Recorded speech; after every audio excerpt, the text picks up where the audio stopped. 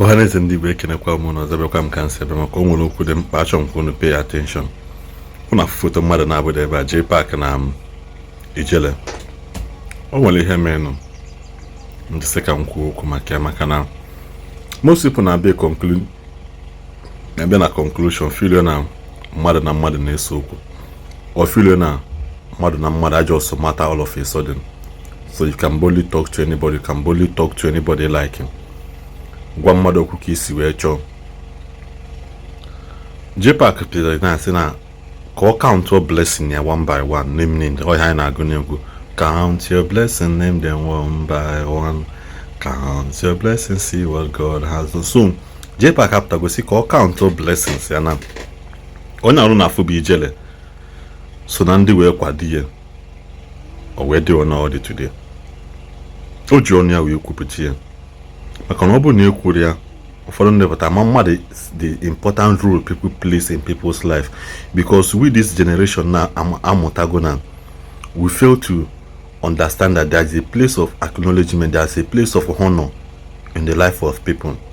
There are people that have played a vital role in people's life that they cannot do without them. Man onye kwurịtasị okwu asị na all human worship na ike ihe na-etoli onwe ihe onye amegoro gị o ifu na mmadụ na-agwa mmadụ ibi okwu ịmụkwa na despite okwu mmadụ na mmadụ asị ọ mmadụ ka ha bụ.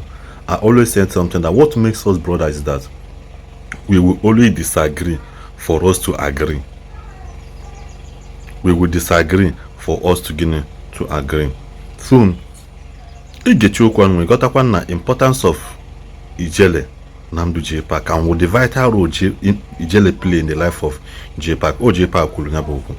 I didn't just come out and cook up stories, because video when I found out is a video of live session Jpac that he has to say it kowanolo maka ndị na-eji esi n'azụ akpọli Ijele ịpụta ibu ị na-efolo Jpac na akpọli Ijele o ị na-efolo Ijele na akpọli Jpac ofu mmiri ahụ na-aso n'ite ahụ. The same thing unu nwa na-eme, that spirit of witchcraft ahụ anyị na-ekwu okwu ya. Keki esi like ya pastor ha etie nwunye ya.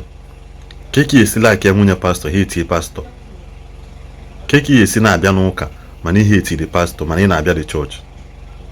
It's not possible. Ofu mmiri ka na-aso n'ite ahụ. So you can't be talking bad at that Jpac while you like Ijele. I understand the fact you may like them as individuals or anything, but you cannot bulu Jpac bịa na-akọli Ijele.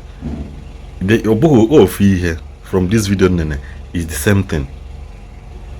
Mmadụ na-amụ alụ onwe ha, mmadụ nwunye ikolobịa na-abụ balụ onwe ha ụlọ. And Jpac recognizes who Ijele is to him. Ọ dịrị ize mmadụ ịpụta were platform ya kwuwe maka ihe mmadụ mere many years ago, because we generation these days anaghịzi ekwupụta ihe mmadụ mere. So si hide after ka ya esi drag ya mmadụ nwere traffic. Mana biko na-enecha video mụta ihe na ya ikwuchakwa m ka ha m n'ọnụ ka ọ dị na mgbe ọzọ.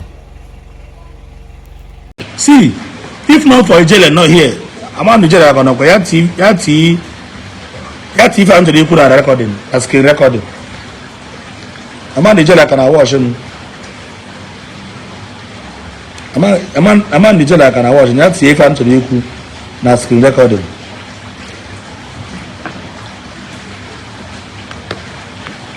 Ijele, you can watch him. Come hit here na screen recording. Come quick answer you. No jog offline. Ijele bụ onye gwara m first person ever in the history of internet. The onye gwara m Jpac he dey play for Facebook. This one one of the people who have highest views. Not this page. Mgbe m nwere page na-akpọ Maazị Jpac Media. Also ọ na-emara na Facebook na-akwụ ụgwọ. If I get Ijele, on here na-ekwe nsi ya mba, because mgbe ife na-eme na taa bụ YouTube.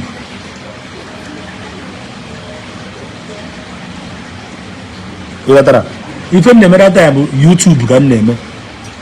So that YouTube a na-eme na-enyecha anyị obere ego data $100 a month, $200 a month, $150 a month, because anyị enwere much followers na YouTube. Now my YouTube account is 10,000 subscribers. I be there I can focus my attention on YouTube. Also, no, never on Facebook na akwụkwọ nsị a ego never. Also, no, na akwụkwọ obere ego nakọta nna ọ na-acha m ọkụ. Ijele. Ọ bụ na ọ bụrụ ezigbo mmadụ ma na-ekwu mana people ya na comment na-akpụ for no reason. Onye onyere m nọmba Chizi sị m na agbarataziri ndị mmadụ before m na Chizi mee ọ gaghị onye ka m nọmba ọ dịka Wale ka ọ bụ nọmba onye Yoruba kwa emekwa nke ha wọkọrọ before Ugo Iglet were akaụntụ m cheki ọ bụ na akaụntụ m nwere problem mmepegide Facebook nwere m 4 times before m balance to ọ Ijele anọ ihe akụta mana mgbe ọ na-agwa m that time nso na ihe abụ na-asị but the day Facebook kwụrụ m 90,000 naira 90,000 naira eyipụrụ m tọza yipụsi akwa m niile na-eme celebration lai na Facebook a na-akwụ mmadụ so na somebody can burn data mepee page burn or data at the end of the month nwetakwa ego back nso na-asị I doubted it but I'm not going to go over and akpọ m ihe ọgbasa dị head Jpac efu nwa onweghị ihe ekwu n'ụwa ọtụpụ m ajị na-arụ it's not possible nwere ihe mmadụ ya eji ọnụ wee kwu taa against Jpac ya o change my mood it's not possible o dey change my mood ebe m nọ na shop m you can never change my mood second month nwere 150,000 hey ọgwụ onye na 20,000 followers nsi Jesus tie ego dị n'ihe a ka m kwụsị na third month ndị wee ebe 250,000 nsi na-asị mgbe aka m ji wee pụọ street bidozie ara so if you don't say I'm mad I know it I'm mad I'm kwụsịgo na third month achọghị m ịgaba n'ihu if you don't say I'm mad oga drop around $50,000 na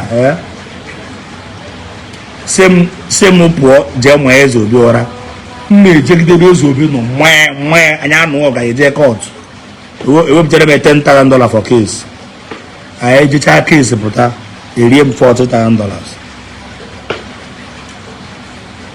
so ọ ndị mmadụ na-apụta na street na-eme ashawo na-eme hookup ụmụ nwoke abakaje burukwa ha dey break you will not commend that one as bad work na onye na-emere onwe legal etu ọ nọ na-agata na-agara onwe m freely nwere onye nji ụgwọ ụkwara eji nri nwe onye m na-atụ egwu nwe onye ha na-ezekwu mmadụ ara m ezekwu mmadụ abụrụ gbuo m because nwe onye m mejọrọ adịghị nwere iji escort aga because Adam street ndị ọ nọ na na-agara onwe m mbata travel na-abatara onwe m jee Aba jee Enugu na-agara onwe m ọhịa na-akpọ genuine godly money ka bụ ego tọrọ ị ga-akpọ ego juru oyi ala ati batara gị like this end of the month ntu a pam isi ga jụọ oyi pa iche echiche ife ihe eji ego mee ije gbaa ana